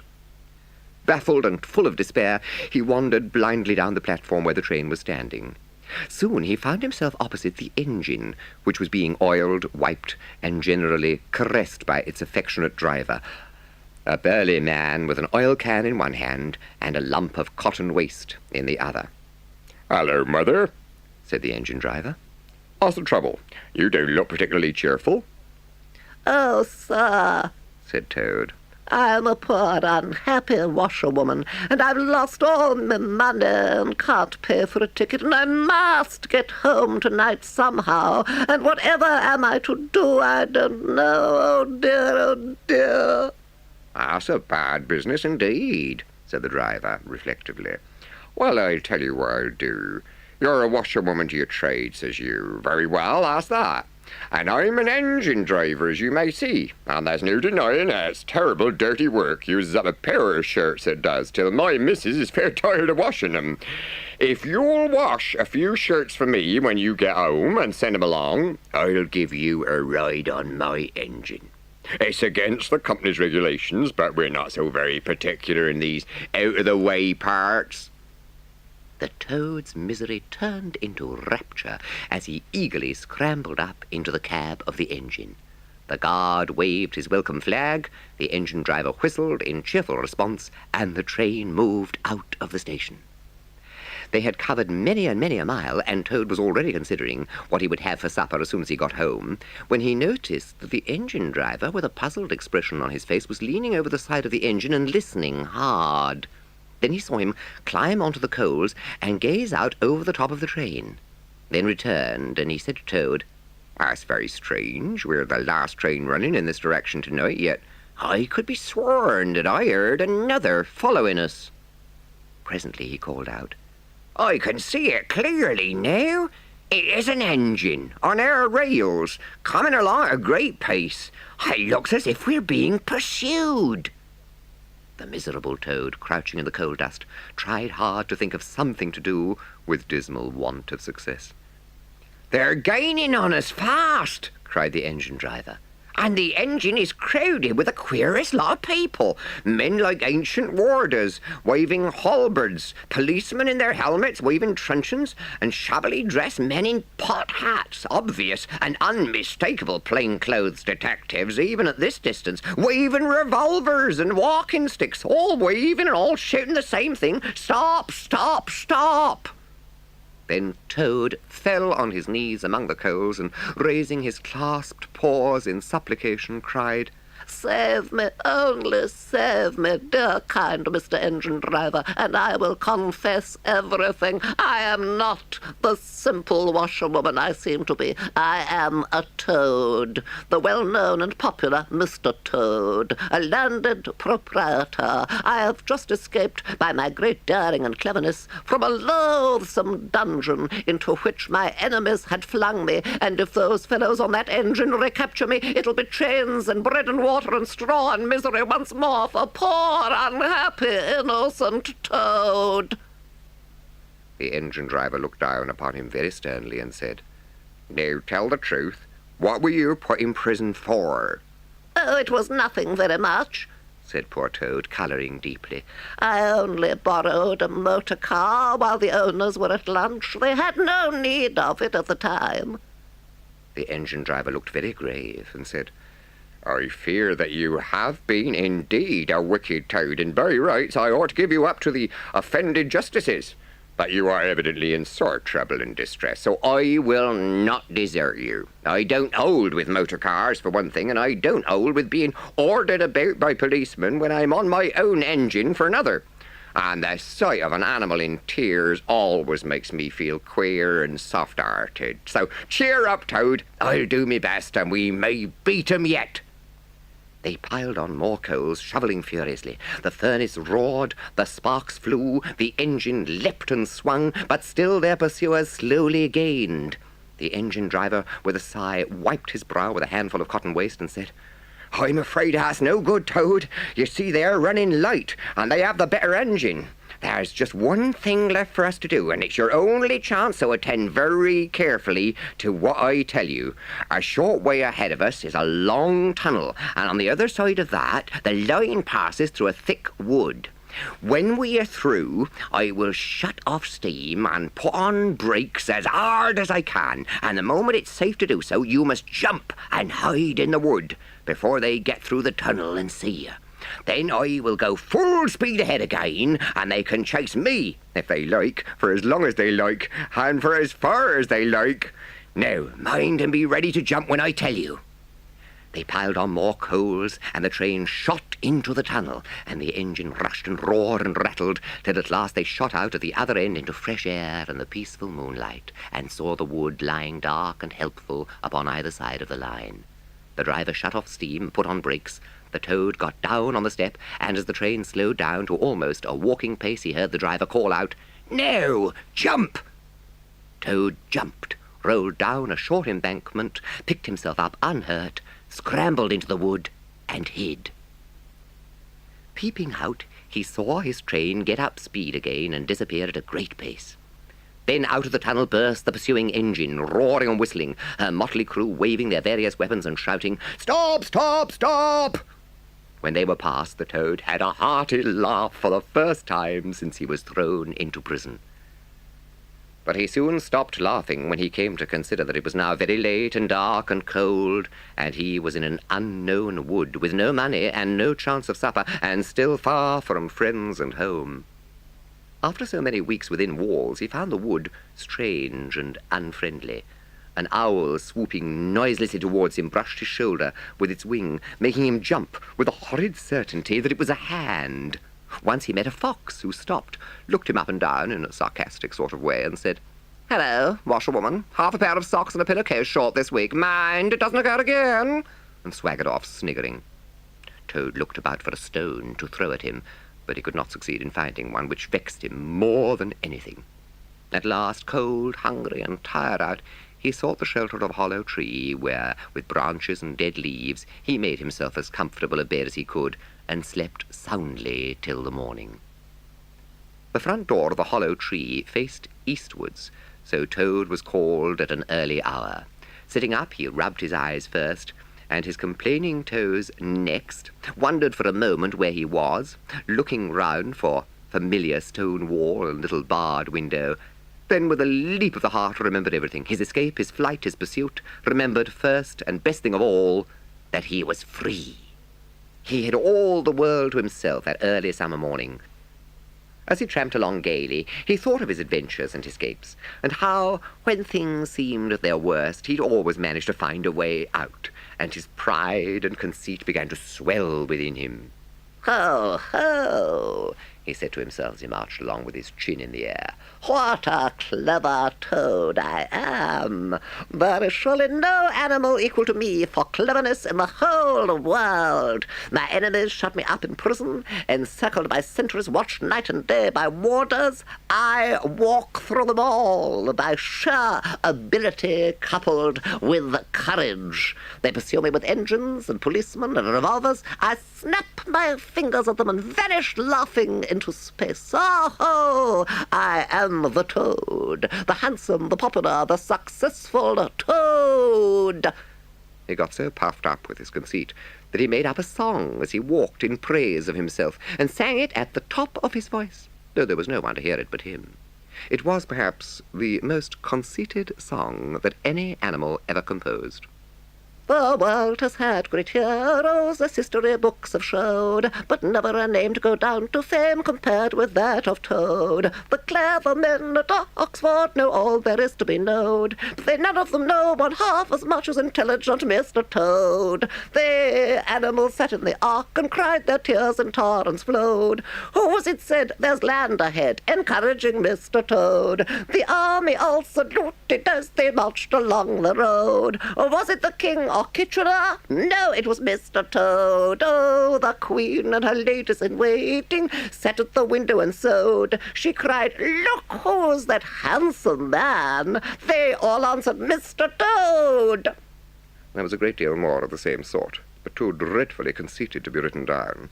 These are some of the milder verses. He sang as he walked, and he walked as he sang, and got more inflated every minute. But his pride was shortly to have a severe fall.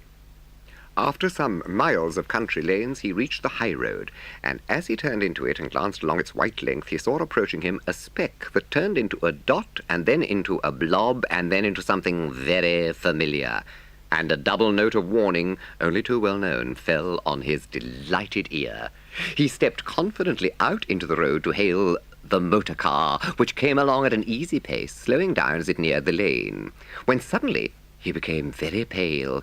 His heart turned to water, his knees shook and yielded under him, and he doubled up and collapsed with a sickening pain in his interior.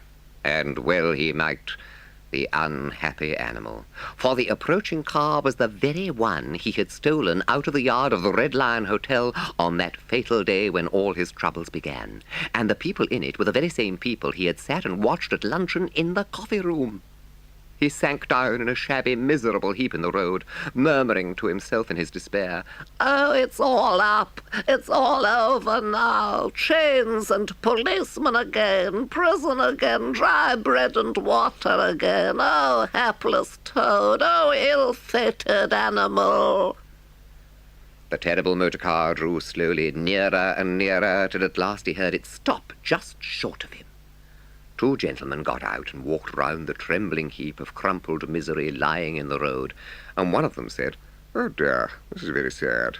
Here's a poor old thing, a washerwoman, apparently, who's fainted in the road. Perhaps she's overcome by the heat, poor creature. Or probably she's not had any food today. Let's lift her into the car and take her to the nearest village where doubtless she has friends." They tenderly lifted Toad into the motor car and propped him up with soft cushions and proceeded on their way. When Toad heard them talk in so kind and sympathetic a manner, he knew that he was not recognized. His courage began to revive, and he cautiously opened first one eye and then the other. "Oh, look," said one of the gentlemen. "she's better already. The fresh air's doing her good. How do you feel now, Mum?" "Oh, thank you kindly, sir," said Toad in a feeble voice. "I'm feeling a great deal better." "That's right," said the gentleman.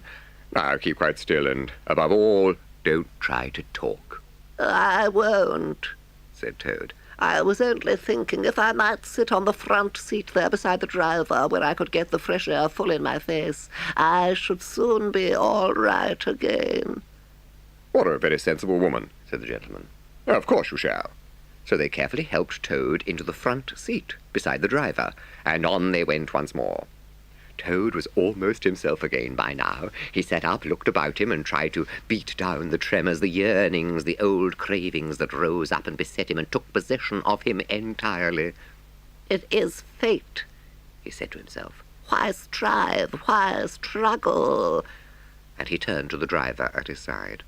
"Please, sir," He said, "I wish you would kindly let me try and drive the car for a little. I've been watching you very carefully, and it looks so easy and so interesting, and I should like to be able to tell my friends that once I had driven a motor car." The driver laughed at the proposal so heartily that the gentleman inquired what the matter was.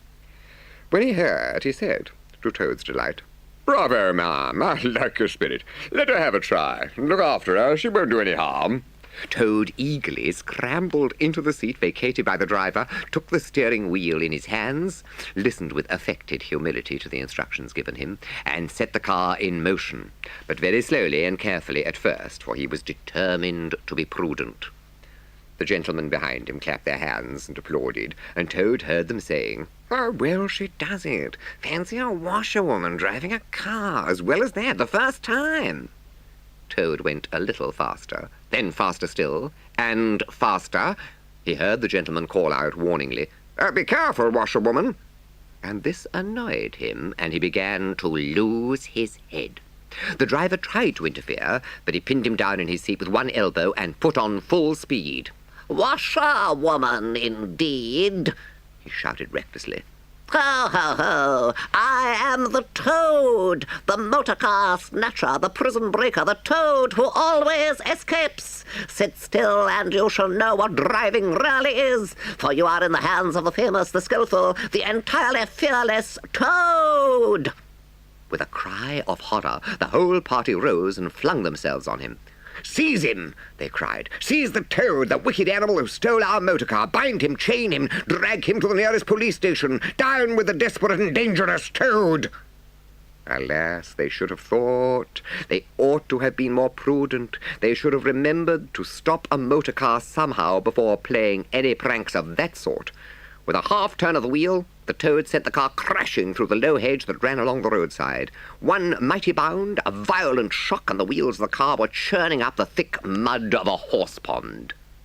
Toad found himself flying through the air with the strong upward rush and delicate curve of a swallow. He liked the motion, and was just beginning to wonder whether it would go on until he developed wings and turned into a toad bird, when he landed on his back with a thump in the soft, rich grass of a meadow. Sitting up, he could just see the motor car in the pond, nearly submerged. The gentleman and the driver, encumbered by their long coats, were floundering helplessly in the water. He picked himself up rapidly and set off running across country as hard as he could, scrambling through hedges, jumping ditches, pounding across fields till he was breathless and weary and had to settle down into an easy walk. When he'd recovered his breath somewhat and was able to think calmly, he began to giggle. And from giggling, he took to laughing. And he laughed till he had to sit down under a hedge. He cried in ecstasies of self-admiration. Toad again! Toad, as usual, comes out on top. Ah, how clever I am! How clever, how very clever! A slight noise at a distance behind him made him turn his head and look. Oh, horror! Oh, misery! Oh, despair! About 2 fields off, a chauffeur in his leather gaiters and 2 large rural policemen were visible, running towards him as hard as they could go. Poor Toad sprang to his feet and pelted away again, his heart in his mouth. He glanced back and saw to his dismay that they were gaining on him. On he ran desperately, but kept looking back, and saw that they still gained steadily. He did his best, but he was a fat animal, and his legs were short, and still they gained. He could hear them close behind him now. Ceasing to heed where he was going, he struggled on blindly and wildly, looking back over his shoulder at the now triumphant enemy, when suddenly the earth failed under his feet. He grasped at the air, and splash! He found himself head over ears in deep water, rapid water, water that bore him along with a force he could not contend with, and he knew that in his blind panic he'd run straight into the river. He rose to the surface and tried to grasp the reeds and the rushes that grew along the water's edge close under the bank, but the stream was so strong that it tore them out of his hands. Presently he saw that he was approaching a big, dark hole in the bank, just above his head, and as the stream bore him past, he reached up with a paw and caught hold of the edge and held on. Then slowly and with difficulty he drew himself up out of the water, till at last he was able to rest his elbows on the edge of the hole. There he remained for some minutes, puffing and panting, for he was quite exhausted. As he sighed and blew and stared before him into the dark hole, some small, bright thing shone and twinkled in its depths, moving towards him. As it approached, a face grew up gradually all round it, and it was a familiar face, brown and small with whiskers, grave and round with neat ears and silky hair. It was the water rat. The rat put out a neat little brown paw, gripped Toad firmly by the scruff of the neck, and gave a great hoist and a pull, and the waterlogged Toad came up slowly but surely over the edge of the hole, till at last he stood safe and sound in the hall, streaked with mud and weed to be sure, and with the water streaming off him, but happy and high-spirited as of old. Oh, Ratty! He cried. I've been through such times since I saw you last. You can't think. Such trials, such sufferings, and also nobly borne. Then such escapes, such disguises, such subterfuges, and all so cleverly planned and carried out. Toad, said the water rat gravely and firmly, you go off upstairs at once and take off that old cotton rag that looks as if it might formerly have belonged to some washerwoman, and clean yourself thoroughly, and put on some of my clothes, and try and come down looking like a gentleman if you can. For a more shabby, bedraggled, disreputable-looking object than you, I've never set eyes on in my whole life. Now stop swaggering and arguing and be off. I'll have something to say to you later. By the time he came down again, luncheon was on the table, and very glad Toad was to see it. While they ate, Toad told the rat all his adventures, dwelling chiefly on his own cleverness and presence of mind in emergencies and cunning in tight places, and rather making out that he'd been having a gay and highly coloured experience. But the more he talked and boasted, the more grave and silent the rat became. When at last Toad had talked himself to a standstill, there was silence for a while, and then the rat said, Now, Toady, I don't want to give you pain after all you've been through already, but seriously, don't you see what an awful ass you've been making of yourself? On your own admission, you have been handcuffed, imprisoned, starved, chased, terrified out of your life, insulted and jeered at. Where does the fun come in? And all because you must needs go and steal a motor car. The rat continued in this vein for some time, and when he'd finished, Toad heaved a humble sigh, Quite right, Ratty. How sound you always are. Yes, I've been a conceited old ass. I can quite see that. But now I'm going to be a good toad and not do it anymore. We'll have our coffee and a smoke and a quiet chat, and then I'm going to stroll gently down to Toad Hall and get into clothes of my own and set things going again on the old lines. Stroll gently down to Toad Hall? cried the rat, greatly excited. What are you talking about? Do you mean to say you haven't heard? Heard what? Said Toad, turning rather pale. Do you mean to tell me, shouted the rat, thumping with his little fist upon the table, that you've heard nothing about the Stoats and the Weasels? What? The Wild Wooders? cried Toad, trembling in every limb. No, not a word. What have they been doing? And how they've been and taken Toad Hall? Continued the rat. Toad leaned his elbows on the table and his chin on his paws, and a large tear welled up in each of his eyes, overflowed and splashed on the table, plop, plop. Go on, Ratty, he murmured presently. Tell me all. The worst is over. I am an animal again. I can bear it. When you got into that trouble of yours, said the rat, slowly and impressively. I mean, when you disappeared from society for a time over that misunderstanding about a machine, you know. Toad merely nodded. Well, it was a good deal talked about down here, naturally. Not only along the riverside, but even in the wildwood, animals took sides, as always happens. The river bankers stuck up for you and said that you'd been infamously treated, and there was no justice to be had of the land nowadays. But the wildwood animals said hard things and served you right, and it was time this sort of thing was stopped.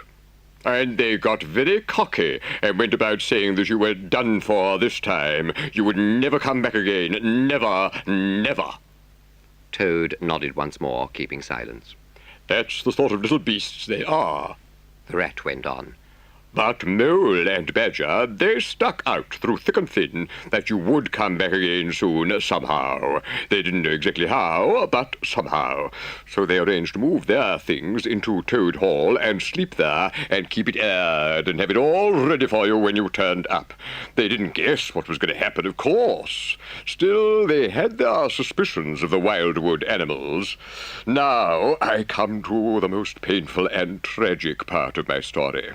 One dark night, a band of weasels, armed to the teeth, crept silently up the carriage drive to the front entrance. Simultaneously, a body of desperate ferrets, advancing through the kitchen garden, possessed themselves of the backyard and offices, while a company of skirmishing stoats, who stuck at nothing, occupied the conservatory and the billiard room, and held the French windows opening onto the lawn. The Mole and the Badger were sitting by the fire in the smoking room, telling stories and suspecting nothing, when those bloodthirsty villains broke down the doors and rushed in upon them from every side. They were unarmed and taken by surprise, and what can two animals do against hundreds? They took and beat them severely with sticks, those two poor faithful creatures, and turned them out into the cold and the wet with many insulting and uncalled-for remarks. Here the unfeeling Toad broke into a snigger, and then pulled himself together and tried to look particularly solemn. And the wildwooders have been living in Toad Hall ever since, continued the rat, and going on simply anyhow. And the Mole and the Badger, said Toad lightly. What's become of them, the dear fellows?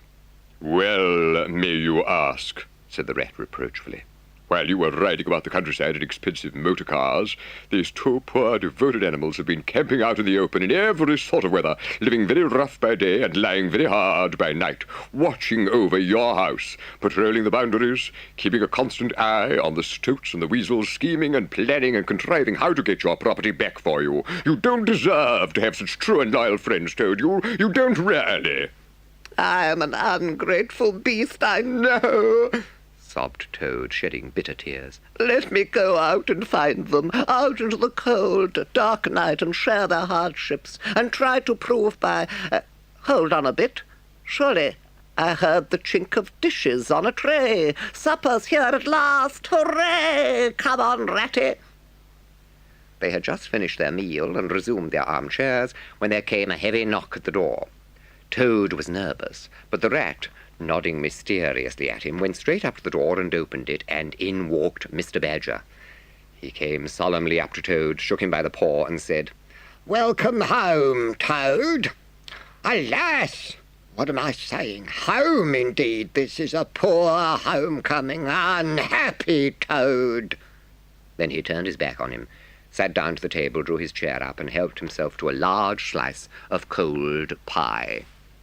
Presently there came another and a lighter knock. The rat went to the door and ushered in the mole, very shabby and unwashed, with bits of hay and straw sticking in his fur. Hooray! Here's old Toad! Cried the mole, his face beaming. Fancy having you back again. And he began to dance round him. We never dreamed that you'd turn up so soon. Why, you must have managed to escape, you clever, ingenious, intelligent Toad. The rat, alarmed, pulled him by the elbow, but it was too late. Toad was puffing and swelling already.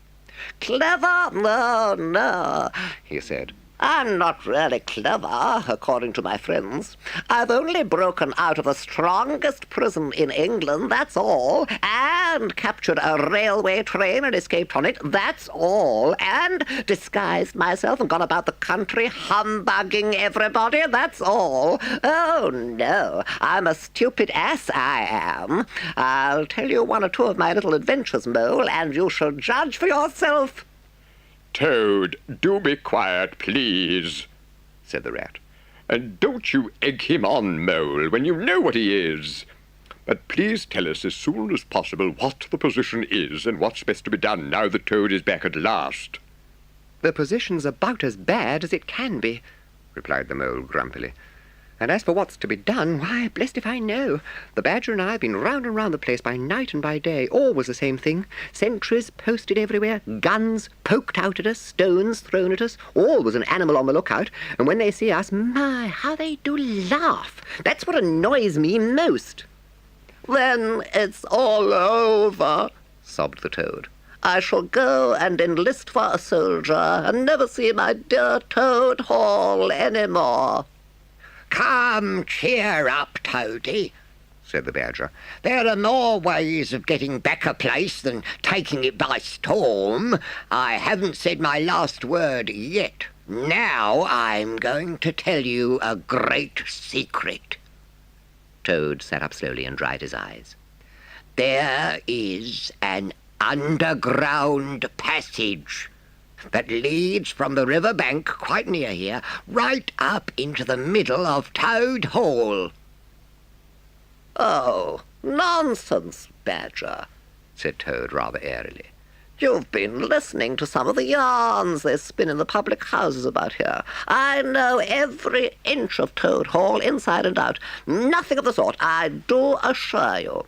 My young friend, said the badger with great severity, your father, who was a worthy animal, a lot worthier than some others I know, was a particular friend of mine, and told me a great deal he wouldn't have dreamt of telling you. He discovered that passage. He didn't make it, of course. That was done hundreds of years before he ever came to live there. And he repaired it and cleaned it out because he thought it might come in useful some day in case of trouble or danger, and he showed it to me. Don't let my son know about it, he said. He's a good boy, but very light and volatile in character, and simply cannot hold his tongue. If he's ever in a real fix, and it would be of use to him, you may tell him about the secret passage, but not before. The other animals looked hard at Toad to see how he would take it. Toad was inclined to be sulky at first, but he brightened up immediately, like the good fellow he was. I've found out a thing or two lately, continued the badger. I got Otter to disguise himself as a sweep and call at the back door with brushes over his shoulder, asking for a job. There's going to be a big banquet tomorrow night. It's somebody's birthday, the chief weasel's, I believe, and all the weasels will be gathered together in the dining hall, eating and drinking and laughing and carrying on, suspecting nothing. No guns, no swords, no sticks, no arms of any sort whatever. But the sentinels will be posted as usual, remarked the rat. Exactly, said the badger. That is my point. The weasels will trust entirely to their excellent sentinels, and that is where the passage comes in. That very useful tunnel leads right up under the butler's pantry next to the dining hall. Aha! That squeaky board in the butler's pantry, said Toad. Now I understand it. We shall creep out quietly into the butler's pantry, cried the mole. with our pistols and swords and sticks, shouted the rat.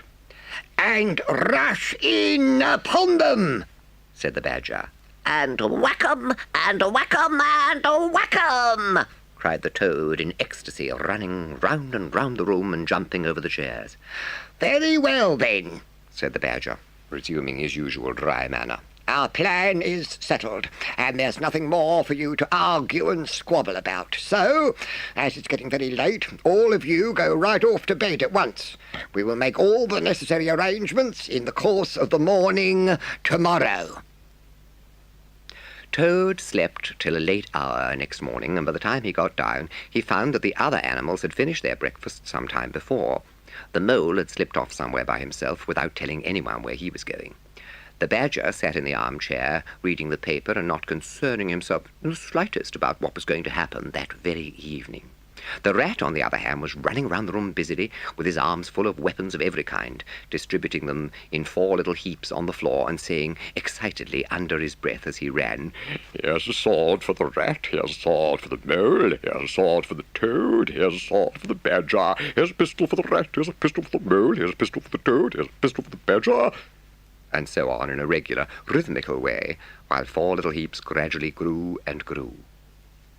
Luncheon was a simple but sustaining meal, bacon and broad beans and a macaroni pudding, and when they had quite done, the badger settled himself into an armchair and said, Well, we've got our work cut out for us tonight, and it'll probably be pretty late before we're quite through with it, so I'm just going to take 40 winks while I can. And he drew a handkerchief over his face and was soon snoring. When it began to grow dark, the rat, with an air of excitement and mystery, summoned them back into the parlour, stood each of them alongside of his little heap, and proceeded to dress them up for the coming expedition. When all was quite ready, the badger took a dark lantern in one paw, grasped his great stick with the other, and said, Now then, follow me. So at last they were all in the secret passage, and the cutting-out expedition had really begun. It was cold and dark and damp and low and narrow. They groped and shuffled along with their ears pricked up and their paws on their pistols, till at last the badger said, We ought by now to be pretty nearly under the hall.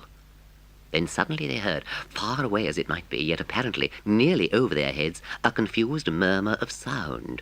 Hooray, hooray, hooray, hooray!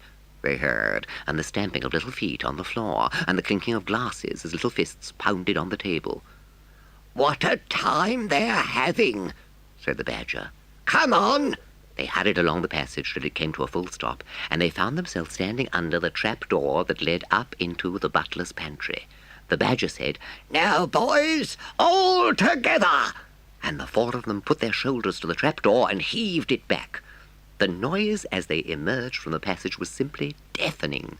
At last, as the cheering and hammering slowly subsided, a voice could be made out saying, Well, I do not propose to detain you much longer, but before I resume my seat, I should like to say one word about our kind host, Mr. Toad.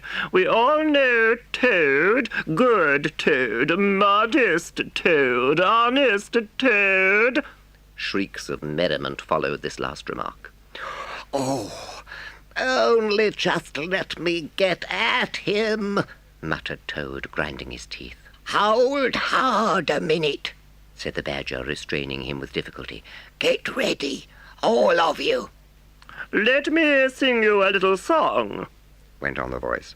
which I have composed on the subject of a toad." Then the Chief Weasel, for it was he, began in a high, squeaky voice. "Toad he went a-pleasuring gaily down the street." The Badger drew himself up, took a firm grip of his stick with both paws, glanced around at his comrades, and cried, The hour is come, follow me. and flung the door open wide. My, what a squealing and a squeaking and a screeching filled the air! Well might the terrified weasels dive under the tables and spring madly up at the windows. Well might the ferrets rush wildly for the fireplace and get hopelessly jammed in the chimney. Well might tables and chairs be upset, and glass and china be sent crashing on the floor in the panic of that terrible moment when the four heroes strode wrathfully into the room. The mighty Badger, his whiskers bristling, his great cudgel whistling through the air, Mole, black and grim, brandishing his stick and shouting his awful war cry, "A mole! A mole!" Rat, desperate and determined, his belt bulging with weapons of every age and each variety. Toad, frenzied with great excitement and injured pride, swollen to twice his ordinary size, leaping into the air and emitting toad whoops that chilled them to the marrow. "Toad he went a-pleasuring," he yelled, "I'll pleasure 'em." and he went straight for the Chief Weasel. There were but four in all, but to the panic-stricken weasels the hall seemed full of monstrous animals, grey, black, brown, and yellow, whooping and flourishing enormous cudgels, and they broke and fled with squeals of terror and dismay, this way and that, through the windows, up the chimney, anywhere to get out of the reach of those terrible sticks. The affair was soon over. Up and down the whole length of the hall strode the four friends, whacking with their sticks at every head that showed itself, and in 5 minutes the room was cleared. Through the broken windows the shrieks of terrified weasels escaping across the lawn were borne faintly to their ears. On the floor lay prostrate some dozen or so of the enemy, on whom the Mole was busily engaged in fitting handcuffs. The Badger, resting from his labours, leant on his stick and wiped his honest brow. I want some grub, I do, he said in that rather common way he had of speaking. Stir your stumps, Toad, and look lively. We've got your house back for you, and you don't offer us so much as a sandwich. Toad bustled about, and so did the Rat, and soon they found some guava jelly in a glass dish, and a cold chicken, a tongue that had hardly been touched, some trifle, and quite a lot of lobster salad. And in the pantry they came upon a basket full of French rolls, and any quantity of cheese, butter, and celery. So they finished their supper in great joy and contentment, and presently retired to rest between clean sheets, safe in Toad's ancestral home, won back by matchless valour, consummate strategy, and a proper handling of sticks. The following morning, Toad, who had overslept himself as usual, came down to breakfast disgracefully late. The Badger looked up as the late-comer entered and remarked rather shortly, I'm sorry, Toad, but I'm afraid there's a heavy morning's work in front of you.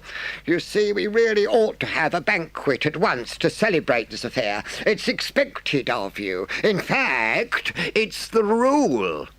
"Oh, all right," said the Toad readily. "Anything to oblige. What is my pleasure or convenience compared with that of others? You wish it done, and it shall be done." The Badger looked at him very suspiciously, but Toad's frank, open countenance made it difficult to suggest any unworthy motive in this change of attitude. He quitted the room, and as soon as the door had closed behind him, Toad hurried to the writing table. A fine idea had occurred to him while he was talking. He would write the invitations, and he would take care to mention the leading part he'd taken in the fight, and how he had laid the Chief Weasel flat, and he would hint at his adventures, and what a career of triumph he had to tell them about. And on the fly-leaf he would give a sort of programme of entertainment for the evening, something like this, as he sketched it out in his head. Speech by Toad. There will be other speeches by Toad during the evening. Address by Toad. Song by Toad, composed by himself. Other compositions by Toad, and will be sung in the course of the evening by the composer." The idea pleased him mightily, and he worked very hard and got all the letters finished by noon. When the other animals came back to luncheon, very boisterous and breezy after a morning on the river, the mole looked doubtfully at Toad, expecting to find him sulky or depressed. Instead, he was so uppish and inflated that the mole began to suspect something, while the rat and the badger exchanged significant glances. As soon as the meal was over, Toad thrust his paws deep into his trouser pockets, remarked casually, "Well, look after yourselves, you fellows. Ask for anything you want," and was swaggering off in the direction of the garden, where he wanted to think out an idea or two for his coming speeches, when the rat caught him by the arm. Toad rather suspected what he was after, and did his best to get away, but when the badger took him firmly by the other arm, he began to see that the game was up. The two animals conducted him between them back into the smoking room that opened out of the entrance hall, shut the door, and put him in a chair, and they both stood in front of him, while Toad sat silent and regarded them with much suspicion and ill humour. "Now, look here, Toad," said the rat. "It's about this banquet, and very sorry I am to have to speak to you like this, but we want you to understand clearly, once for all, that there are going to be no speeches and no songs. Try and grasp the fact that on this occasion we are not arguing with you, we're just telling you." Toad saw that he was trapped. "Mayn't I sing just one little song?" he pleaded piteously.